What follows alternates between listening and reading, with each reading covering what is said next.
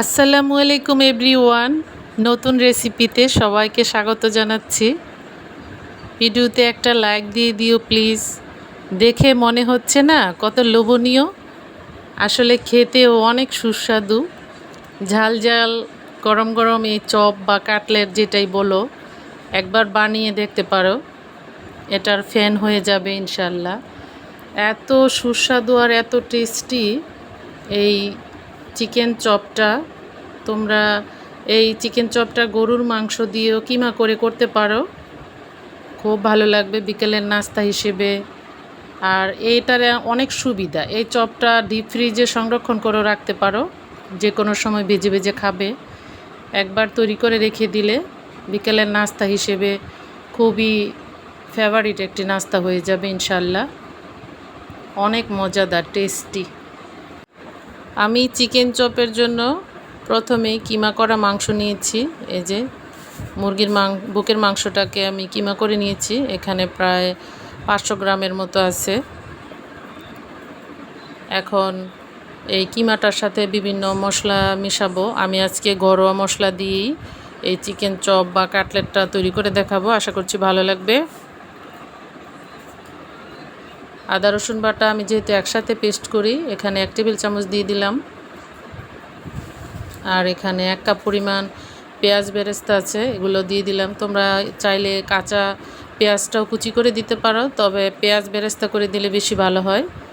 আর চিকেনের যেই একটা কাঁচা গন্ধ, এটা যাতে না আসে এবং এটার চপটা যাতে খেতে অনেক টেস্ট লাগে, এজন্য অবশ্যই লেবু রসটা দিতে হবে। এখানে আমি একটা লেবুর 2 পিস দিয়েছি, দেখতে পাচ্ছ। এই লেবু রসটা অবশ্যই দিতে হবে।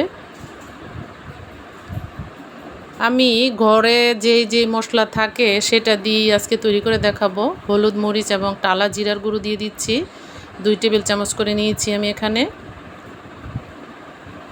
টালা জিরার গুঁড়োটা অবশ্যই চিকেন চপের মধ্যে দিতে হবে। স্বাদ মতো লবণ দিয়ে দিলাম। বন্ধুরা, এই চিকেন চপের মধ্যে আমরা যেই মশলাগুলো ব্যবহার করব, এগুলো তোমরা ঘরেই আছে, সবার ঘরেই আছে। এই মশলাগুলো দিয়ে তোমরা সহজেই বানিয়ে নিতে পারো। আমি এখানে যেহেতু এটা ঝাল ঝাল একটা রেসিপি, এজন্য কাঁচামরিচ কুচি দিয়ে দিলাম। আর এই যে দেখতে পাচ্ছ 1 টেবিল চামচ শাহি মশলা দিলাম। এই শাহি গরম মশলাটা আমি নিজে তৈরি করেছি, এটার ভিডিও আমার চ্যানেলে দেওয়া আছে, শাহি গরম মশলা, তোমরা চাইলে দেখে নিতে পারো। এই চিকেন চপটার ফ্লেভারটা এত ভালো আসবে, এটা টেস্টটাই বাড়িয়ে দেবে। এই শাহি গরম মশলার গুঁড়োটা এটা দিতে চেষ্টা করবে। আর যদি না থাকে তো গরম মশলা দিবে, নর্মাল গরম মশলা গুঁড়ো করে দিবে। বন্ধুরা দেখছো, আমি এই ডোটা যাতে প্রপারলি সফট হয়, এর জন্য আমি আলুটাকে আগে সিদ্ধ করে চটকে নিয়েছি। দেখতে পাচ্ছ এখানে 2 পিস আলু দিয়েছি। 500 গ্রাম চিকেনের সাথে 2 পিস বড় 2টি আলু দিয়েছি, দেখতে পাচ্ছ। এই টেক্সচারটা যাতে ভালো হয়, এজন্য ভালো করে মুথে নিচ্ছি। এই কিমা এবং আলুর এই যে একটা মিশ্রণ দেখতে পাচ্ছ, এই টেক্সচারটা ভালো হলে তোমার চপটাকে গোল গোল সাইজ করতে সুন্দর হবে, পারফেক্ট হবে। আর এখন দিয়ে দিচ্ছি 2 টেবিল চামচ কর্নফ্লাওয়ার। এই কর্নফ্লাওয়ারটা দিলে বাইন্ডিং করতে অনেক সুবিধা হবে। আর সাথে দিয়ে দিচ্ছি আমি একটি ডিম, অবশ্যই একটি ডিম দিতে হবে, তাহলে এই যে কিমার যেই ডোটা এটা একটা প্রপার একটা টেক্সচারে আসবে, এতে করে তোমার পারফেক্ট হবে, চপটা বা কাটলেটটা পারফেক্ট হবে। অবশ্যই তোমাকে তেল ইউজ করতে হবে। এখানে 3 টেবিল চামচ তেল দিয়েছি। তেলটা দিলে তোমার এই চিকেন এবং যেই আলুর ডোটা এটা খুব সুন্দর সফট হবে। আর যখন আমরা এটাকে গোল গোল শেপ দিব, তখন এটা খুব পারফেক্ট হবে, সুন্দর হবে।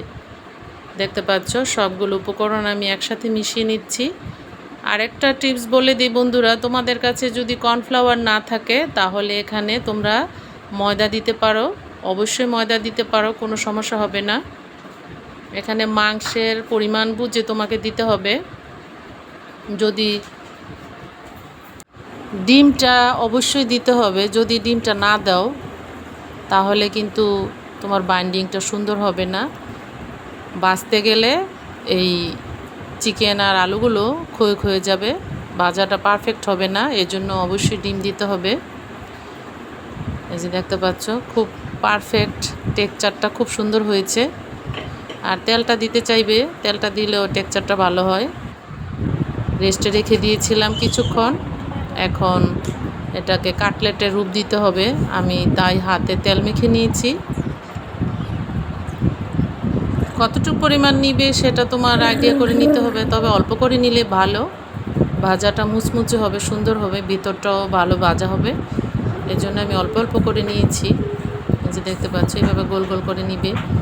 বন্ধুরা, চিকেন তো আমরা এক একভাবে খাই, চিকেনের অনেক বহু আইটেম আছে, তবে এভাবে করে দেখো, খুব ভালো লাগবে।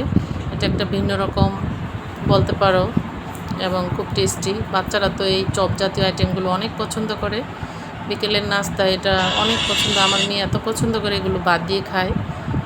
অনেক ফেভারিট আমাদের, আমরা অনেক পছন্দ করি। একবার বানিয়ে যদি শিখে ফেলো তাহলে তোমাকে আর বাজার থেকে কিনতে হবে না, সবাই তোমার রান্নার ফ্যান হয়ে যাবে। এই চপগুলো বানিয়ে ডিপ ফ্রিজে সংরক্ষণ করে রাখতে পারো, খুব ভালো হয়। এই তো আমার চিকেন চপগুলো বানানো কমপ্লিট হয়ে গেছে, আমি রেস্টে রেখে দিয়েছিলাম। এখন আমি ডিপ ফ্রাই করব। চলে আসলাম চুলায়, কড়াইতে তেল দিয়েছি, দেখতে পাচ্ছ তেলটা ভালোই গরম হয়েছে, কারণ উপরে ফেনা ফেনা উঠে গেছে। এই যে দেখতে পাচ্ছ, আমি এখন একে একে চপগুলো দিয়ে দিব।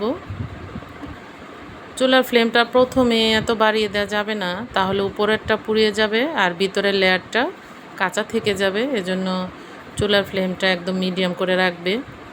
আর আমি চপগুলো যখন বানিয়েছি খুব চ্যাপটা করে দিয়েছি আর অল্প পরিমাণ নিয়েছি, এতে করে একটা মুচমুচে হবে, খুব ক্রাঞ্চি ভাব আসবে আর খেতেও ভালো লাগবে আর বাছতেও সুবিধা হবে। বন্ধুরা, এতক্ষণ ধরে যারা ভিডিওটি দেখছো তাদের কাছে অনেক অনেক কৃতজ্ঞ, অনেক ধন্যবাদ, প্রাণডালা শুভেচ্ছা তাদের জন্য। ভালো লেগে থাকলে চ্যানেলটাকে সাবস্ক্রাইব করে দিও। আর আমার চ্যানেলে আরও অনেক মজার মজার রেসিপি আছে, মন চাইলে দেখতে পারো। আর ভিডিওটিতে একটি লাইক দিয়ে দিও।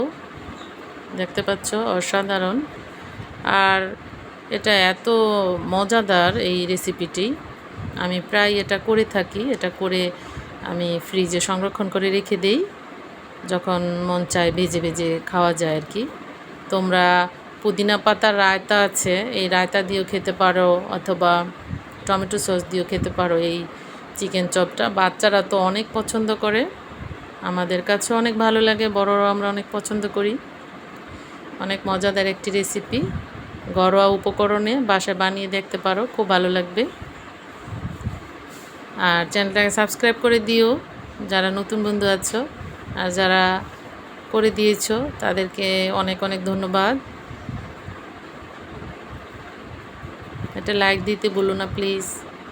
এই যে আমি এখন চুলার ফ্লেমটা লো করে দিয়েছি, আমার ভাজাটা প্রায় হয়ে গেছে, একদম লাল করে ভাজতে হবে। এখন আমি একটু বাড়িয়ে দিয়েছি চুলাটা, এখন এই যে লাল হয়ে গেছে।